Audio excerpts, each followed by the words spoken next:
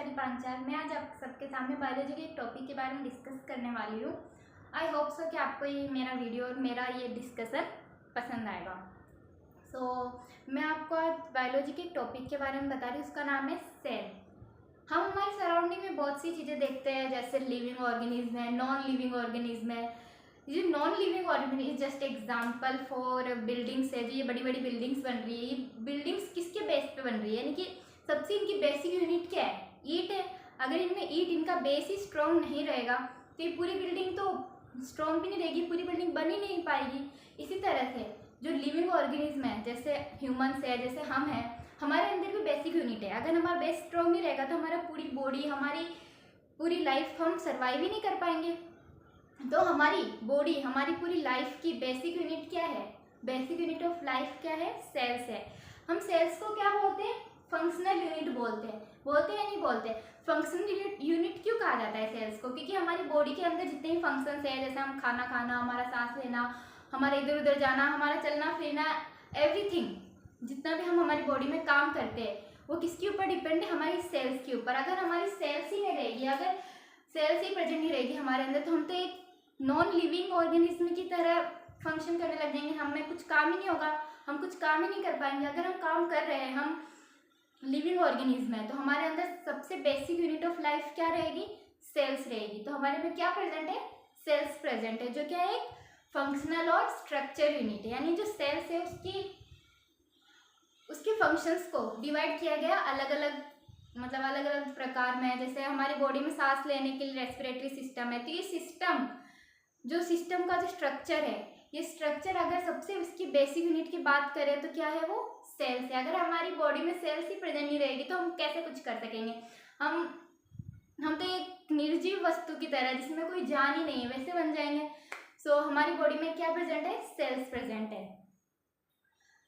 तो सेल्स को क्या कहा जाता है? एक functional and structure unit of life.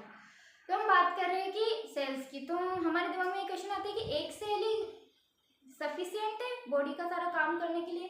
तो हाँ, बहुत से ऐसे ऑर्गेनिज्म है जिसके अंदर ओनली एक सेल, यूनिसेलुलर, जो उनको एनिमल्स कहा जाता है, यूनिसेलुलर ऑर्गेनिज्म कहा जाता है, वो क्या करते हैं? ओनली वन सेल से ही उनका सर्वाइव होता है, यानी वो इंडिपेंडेंट एग्जिस्ट कर सकते हैं ओनली वन सेल से। उनके अंदर भोजन, उनके अंदर खाना, मतलब जो भी उनकी डेली लाइफ के जो भी वो काम कर रहे हैं वो किससे हो जाते हैं? उनके ओनली वन सेल से हो जाते हैं। बट हमारे अंदर, हम ह्यूमंस के अंदर, एनिमल्स के अंदर जो है ओनली वन सेल से हम हमारा सारा काम नहीं कर सकते। हमारे कामों को क्या है?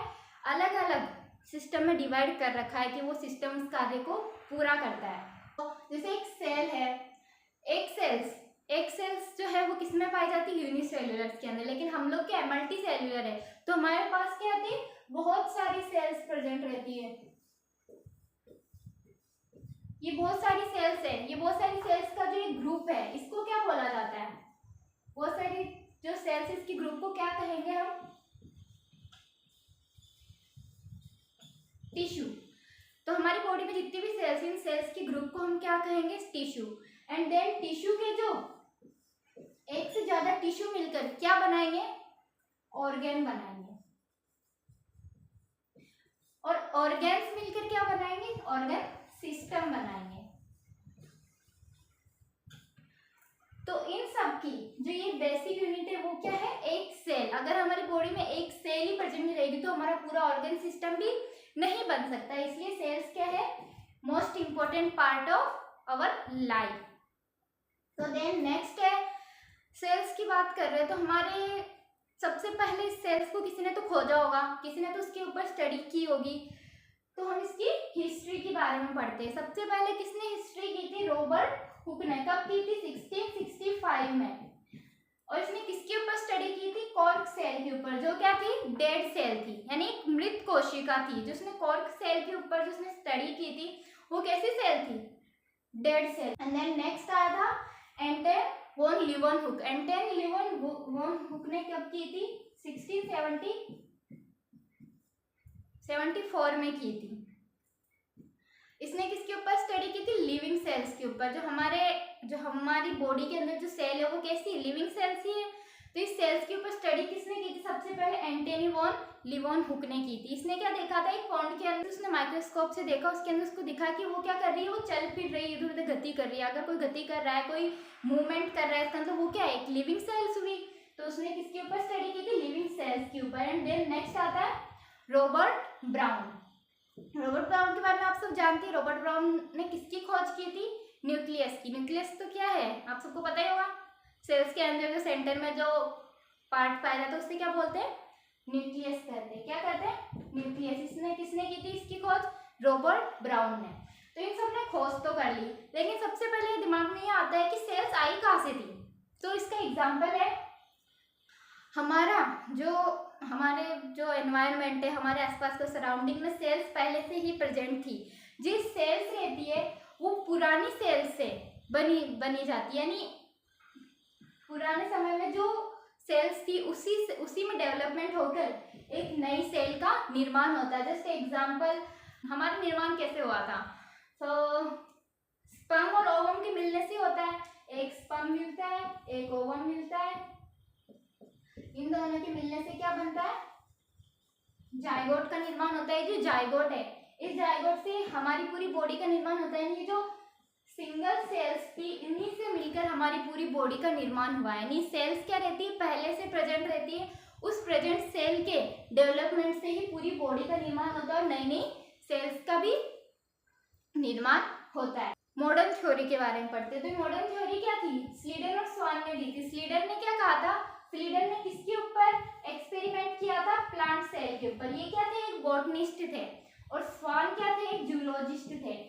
तो बॉटनिस्ट यानी कि जो स्लीडन थे, ये क्वेश्चन बहुत बार एग्जाम पूछा जाता है कि स्लीडन कौन थे, एक बॉटनिस्ट थे या जूलॉजिस्ट थे। तो याद रखना है कि जो स्लीडन थे वो क्या थे, एक बॉटनिस्ट थे। उन्होंने किसके ऊपर खोज की थी, प्लांट के ऊपर। अगर वो बॉटनिस्ट है तो प्लांट के ऊपर ही करेंगे ऑफकोर्स। तो प्लांट के ऊपर उन्होंने जब खोज की तो उन्होंने देखा कि प्लांट के अंदर सेल वॉल प्रेजेंट रहती है। उन्होंने कोशिका की स्टडी की तो उसने प्लांट की सेल्स के बारे में बताया कि उसकी बाहरी भित्ति जो रहती है उसको क्या बोलेंगे, सेल वॉल कहते हैं। और स्वान ने क्या किया था, स्वान ने एनिमल्स और प्लांट इन दोनों के ऊपर स्टडी करी थी। और इन दोनों के ऊपर स्टडी करने के बाद उस सेल्स के जो अंदर ऑर्गन्स थे, सोल के अंदर, सेल्स के अंदर जितने भी सिस्टम था या किस तरह से सेल वर्क करती है उसके बारे में किसने बताया था, स्वान ने बताया था। सो नेक्स्ट हमारा टॉपिक आता है कि सेल्स के ऑर्गन्स कौन कौन से, सेल्स किस किस से मिलकर बनी होती है। क्योंकि अकेली सेल्स के एक ऐसे सेल, उसके अंदर कुछ ना कुछ ऑर्गन्स तो होंगे ही प्रेजेंट। उस ऑर्गन्स की वजह से ही वो आगे के सारे काम कर रही है। उनमें भी डिवाइड किया गया होगा कि कौन सा ऑर्गन क्या काम करेगा।